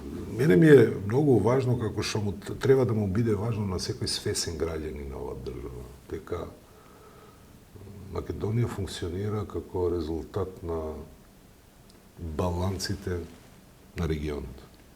И внатре Македонија ќе биде по-стабилна колку што повеќе баланси има. Да нема апсолутна власт. Така. И тоа е правило, на крајот на краиштата, тоа е Не правило. не е само за Македонија, тоа е правило. апсолутно Колку што имаш по-јака власт, толку помалку слободи на граѓаните имаш. Конгрес и Сенат сега сака да ги добие демократите за да биде ограничена власта на Доналд. Значи, таков баланс, секогаш тие што делуваат во политика со некаква си визија, треба да пазат и за вакви баланси да се чувствуваат внатре во политичката реалност што ја имаме во Северна Македонија. Кога вие разбирате за предавството на Таравари? Кога ви јавот за автомобилот или предходно на сетувате? И предходно. Бидејќи 2000 кога дадов јас. Бидејќи имаше извинувам. Тогаш беа они изјави на ме враќаш од. Да, нема многу важно. Тогаш веќе ми беше јасно. Ама господине Селавит. Вред, не дека. Тогаш излегува и Бујар Осман, излегува Артан Груб, излегува па и самиот Али Ахмети за хибриден напад на олигархијата кон партијата ДОИ. Па меѓу редови го обвинуваат Арбен Таравари дека дел на олигархијата имала комуникација со него и многу повеќе од комуникација. И не се исклучува. Дека е многу повеќе од комуникација. Нели беше хајка една тогаш, конфликт нели ДОИ против олигархијата. Па излезе Димитар Ковачевски, па и средба со крупната олигархија кај што директно ја обвинува дека има разузнавачки информации дека работат на рушење на неговата влада. Значи ми е не, вред, ми текнува, не дека. Па имате и сега не можам да се од поранешната партија ДПА кај што сте биле. Да. Министер на таа партија за локална самоуправа, подоцна судија на Врховен суд, кој информира и ВМРО ДПМН и меѓународна заедница, а и олигархија, дека на Врховен суд се работи со Беса Арифи, Кадрију. Беса Адемиев. Да, не е важно. Со председателот на Врховен суд на подготовка на терен за враќање на Никола Груевски. Братот негов, мислам дека е во некој Црвен крст, близок до Милевич. Значи, имате информации. Сам да кажам дека во тој момент, како да постои синхронизирана операција за растурање, колку и да не сте вие, нели, за заедничка предизборна коалиција, колку и да не сте за враќање, нели, па сте опендаровски така натаму, значи тогаш и имате 2-3 силни структури кои на теренот, а Армен Таравари е маша на една од тие две структури за рушење на целиот процес, тоа ми е прашањето. Малце Оливера Трајковска, ама го поставив на крај. Го поставив на крај прашањето. Не можам јас да исклучувам све што се случувало, но дека се нарушија, ви ми прашавте кога осетивте дека Армен Таравари ви работи за грб. Да. Уште 2022 година кога дадов оставка. Тогаш. Да. Видите, резултатот во Тетово со 700 гласови. И тоа, не 700, 777 гласови. Во моментот кога јас давам промени на законот за игрите на среќа во собрание и сакам казината да може да работат само во хотели со 5 звезди, и ВМРО ми го блокира и тогаш најавува дека ќе направи активен бойкот, а целта беше да ми го блокира мене законот. И тогаш веќе има реакција од овие што организираат игри на среќа дека нема хотели со 5 звезди, па градете. Беше мој одговор, бидејќи тоа е целта. Немојте само да земате пари од овие граѓани. Градете. Треба да вратите. Ќе работат и граѓаните, и фирмите, и државата ќе земат даноци и така натаму. И тоа е единствен начин како да ги оддалечиме од страна на не вакви предлози. Училиштата, од школите, од како не можам да ја сфатам ова. 6 кладилници. Кој ниво на едукација треба да имаш за да сфатиш дека најосновното образовен институт не е школото, него е куќата, е домот, е фамилијата. Така ли е? Да. Бидејќи, знаеш што значи 500 метра надвор од школите? Значи во другата страна на овој зид да има казино. Така е, се согласувам. Ништо со тоа не решаваш. Ке нас дома и сега, затворија просветно дело. Па има и лепенки, нели имат лепенки објекти. Затворија просветно дело, отворија кладилница, тоа е сега. Затоа мојот предлог беше добро размислен, за да донесе, ево, и тие што размислуваат дека има профит државата од тоа, нека продолжи да има и нека има повеќе. Рекламите беа исто така добро регулирани, да имат право да рекламираат само 50 со 80. Све што повеќе ќе рекламираат, ќе се плати 10 струко повеќе и парите ќе одат на локалната власт за инвестирање на спортски сали, такви работи. Тогаш имате... Тогаш, не, дали е случајно што јас добивам резултат 777 тогаш во Тетово? После ова дебата. 777? Да. 30 реши? Така. Дали е случајност? Па јас мислам дека не, ама... Прво. Второ.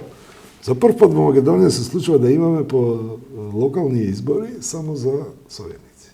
Август месец, кога сите размислуваат за свадби и за море и така натаму, и плюс ми се случува натре во партијата Армен Таравари работи с Кришум со некакви си договори на неколку представници од Тетово, џомити јас сум и мекул, бидејќи тешко им да им кажам јас на активистите, дека треба да гласат за Беса за да го победиме Дуј. И после тоа да го пакетуват, како, нели, мене ме купил Билелка сами, секакви лаги, нели? И такви работи. Значи, финови има спакувано. Да. А од друга страна, сам се повлекува и ко да не знаат ништо. Јас не дека не сватив што се случува, ама од друга страна, јас не сакам да бидам председател од која партијата од второ место во албанскиот политички блок, преку почнувајќи, не знаејќи дека ќе се случи ова што се случи, нели? Така е.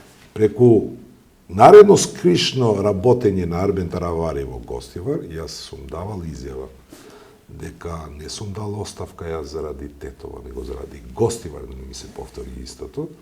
Некои 2-3 илјади гласови скришом Армен Таравари да ги негови во Гостивар како граначалник, да ги ориентира кај Беса и ние ги губиме позициите. Беса ќе излезе втора политичка опција. Него во моментот јас имав градено веќе силна политичка фигура од Армен Таравари и требаше внимателно да се да се однесувам и затоа го направив председател, мислејќи дека неговата цел е да биде председател на партија. Мене тоа ништо не ми правеше проблем, бидејќи партијата некој ќе биде председател, бидејќи јас бев веќе во вториот мандат, не по секоја цена сакав да продолжам да бидам председател. И го дозволив тоа да се случи со цел да поминат парламентарни избори и после во Конгресот да ги отвараме сите теми. Значи не можеш такво издајништво да се прикрие, нели? И тие теми не ги отварате, имате не, бидејќи веќе се случи другото што се случи. Нели? Зидин Сила, последно прашање.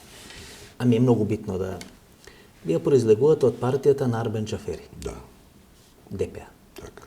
Кој е безбал кој никогаш не победува на избори во Република Македонија. Дури 98 година 14-11 заедничка листа со ПДП и така натаму. 2006 година влегува во власт иако Дуј победува на тие избори. Има една афера, колку е точна јас нели не знам, Ибар мама Војко и Стрелец, нели кои Мендух тачили структурите на ДПА ги отварат против Али Ахмети, неговиот Војко, Муса Џафери и така натаму. Вмешан Божа Спасич, разузнавач од Република Србија, дали се платени, дали не се платени, треба сами нели да кажат. Снимките, документите донесени преку Бугарија во Република Македонија и Мендух Тачи и после таа силна афера ги губи изборите 2011 година. И мислам дека тоа е крах на една политичка партија. Претходно излегува и Имер Селмани, па излегувате вие, правите политичка партија. Јас не сум излегувал, јас секогаш сум бил противник за секој незадоволство да резултира со креирање на нова политичка партија, него ме исклучи од партија, тоа е вистината. Кога се протестите втори, 2014 година пресудата за Монструм, тој на Википедија го пишува, вас ви припишува делат не сме сигурни, ама предпоставуваме дека Зиеден Села извикува учека, и учесувате. Тоа е промоција ваша како еден од лидерите на албанската политика. Ким Мехмети, вие и така натаму и така на. Поентата ми е прашањето. Жалите што не бевте дел на учека, бидејќи Арбен Џафери и Мендух Тачи има сосема различен став за војната 2001 година и за улогата на учека и на Али Ахмети во таа војна. Уште еднаш како беше прашањето? Дали жалите што не сте биле дел на учека? Не мора да значи дека не сум бил дел од учека, бидејќи во тоа време јас сум бил во Македонија. Нигде не сум бегал, сум бил во Струга. И ако војната идеше во Струга, сигурно ќе бев дел од учека. Не можела да оди во Струга, бидејќи не граничите со Косово. Граничите со Албанија. Вашите теории... Албанија не е вклучена во војната. Војна со 2001 година имаме само тамо кај што граничиме со Косово. Со ова сакам да ја кажам и другото. Тие што се фалат дека биле дел од учека, а војната им дошла в дома, нема што да се фали. Ке би направи некој 119-та, 120-та, 121 бригада така. Па зошто да не? Да. Штета што не граничите со Косово, ке бевте учесни во ученик. Имавте партија. Божитала Џафери, Божитала Џафери мислам дека знаете што, јас не зборувам дека тоа е решението како треба да се решат проблемите. Драго ми е што слушам секој ден бивши политичари кои велат дека се огрешиле пред албанците 90-тите години, дека сгрешиле што не ги прашувале за устав, како треба да се гради државата и така натаму, бидејќи ево Џафери тврдеше дека уставот генерира кризи. Така ли? И уште генерира. Например, Арбен Џафери вели, тоа не беше војна за права, бидејќи нема војна за права, тоа е војна за територија. И тоа е војна за територија. И во право е, ама јас не сум во позиција јас да ги објаснам тие ситуации. Бидејќи војни за права и вистина дека нема. Мислам, мене ми текнува една изрека на еден генерал амерички кој вели дека да правиш војна без желбата да ја добиеш истата е најголемото предавство што ќе го правиш на твојот народ. И сега, јас не сакам да влегувам во тие што измислувале, што сакале да направат и така натаму, ама за жал се постигна некои работи со Охридскиот рамковен договор, тоа треба да се признае, но за жал ние се враќаме во од појдовната точка со промените и со сите овие збиднувања што се случуваат во политиката денеска. Не чувствувате дека е потрошен албанскиот политички модел во Република Македонија? Дуи била дел на власта 20 и нешто години. Тоа е целта. Беса влегувала, излегувала. Тоа е целта. Алтернатива како партија во власт е направена. Секогаш, Алијанса на од кога постои на власт. Излегувала, ДП. Значи, вие сте потрошени како политички модел. Не. Албански политички модел во Република Македонија. Албанската лига не е субстанца. Не е потрошена албанската Влен лига. не знае каде да оди. Тука ќе го најдеш и одговорот на пропагандата што се прави цели овие месеци, па можда и години, од после, нарочито после локалните избори, дека села ќе биде дел од власт, дека веќе се договорени министерствата и така натаму, бидејќи моделот. Значи вие упорно не сакате да сте дел на власта. Не сакам. Зашто ја правите политичката партија? Ако не сте дел на власта. Од една страна ми велиш дека потрошени сте како модел на функционирање, од друга страна зошто треба да... Добро, ходите студеничени, шо им велите? Ке ве работиме, ке ве направиме. Затоа ви велам дека целта е јас да бидам моделот кој сака некој да го покаже пред албанските гласачи. За жал, тој модел што Мицковски се обидува да го кажува пред албанците во Македонија, дека сите ваши политички представници само дава им власт и ќе ќутат и нема да се жалат за ништо. БМВ, Мерцедес, Плавуша и... Јас не сум таков. Не сакате БМВ или албанската, не, сите ги сакам, а повеќе сакам да имам, повеќе сакам да имам платформа, идеја и кауза. И за мене демократијата е ветување, одговорност пред ветувањето што го правиш пред граѓани. Ке има ли избори? Да, ќе има. Кога? Напролет, мислам, 2020 Спремни? година. Па секогаш спремни. Како пушка. И да сме, и да не сме, секогаш спремни, велиме ни. Со среќа, господин Села. Фала многу за искреноста. Фала за искреноста. Ова беше емисијата во Центар, ова беше интервјуто со Зиедин Села. Се надевам дека ви се допадна, всушност сум сигурен дека ви се допадна, без разлика што има фудбал, светско првенство, како велат гледачите на емисијата во Центар, кога има емисија во Центар, гледаме фудбал со исклучен тон и слушаме што се кажува во емисијата во Центар, бидејќи ова емисија не за гледање, туку за слушање. Мислам дека отворивме суштински теми, суштински прашања, ексклузивни информации и ова е само почеток на еден процес, кога многу работи ќе се коцките во гобленот, во мозаикот, кои ни фалеа во изминатите 7-8 години, мислам дека сега почнавме да ги пополнуваме.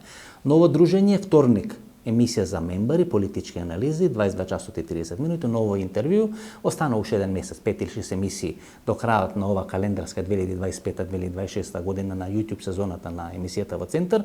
Значи, ново дружење, вторник, 22 часот и 30 минути, недела 22 часот, до вторник и недела, пријатно вечер Македонија, каде и да си.